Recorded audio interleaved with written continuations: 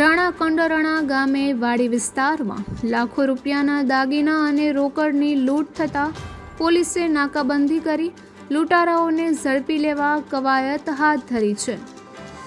રાણાવાવના રાણા કંડોરણા ગામે આવેલા દાર વિસ્તારમાં કરશનભાઈ નંદાણીયા નામના ખેડૂતની વાડીએ બપોરે 3 વાગ્યા આસપાસ કારમાં 4 શખ્સો આવ્યા હતા અને કરશનભાઈ બહાર બેઠા હતા ત્યારે કારમાંથી ઉતરેલા શખ્સે પાણી પીવું હોવાનું જણાવતા કરશનભાઈ પાણી લેવા માટે અંદર જતા હતા. તે દરમિયાન કારમાં અન્ય 3 શખ્સો પણ ઉતર્યા હતા અને ચારેય શખ્સો કરશનભાઈની પાછળ ઘરમાં ઘૂસી ગયા હતા અને ઘરમાં રહેલ બાળકના ઘરે છરી રાખીને જે રોકડ દાગીના હોય તે આપી દેવા જણાવ્યું હતું. આથી કરશનભાઈ અને પરિવારે પહેરેલ અને કબાટમાં રહેલ અંદાજે 10 તોલા સોનાના દાગીના અને 1 લાખની રોકડ આપી દીધી હતી.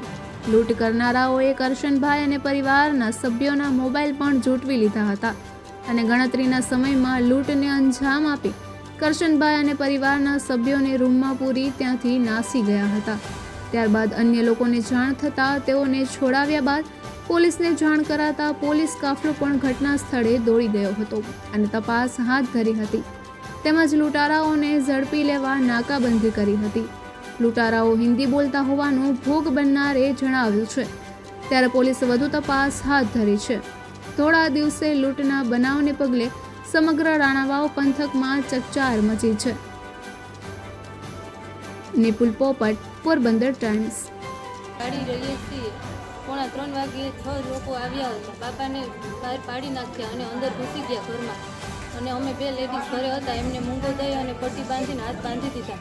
પછી મારો 9 વર્ષનો દીકરો છે એને સરી મારવાની ટ્રાય કરી અને અમને ધમકી આપી અને અમને હાથમાં નીચા પહોંચ્યા.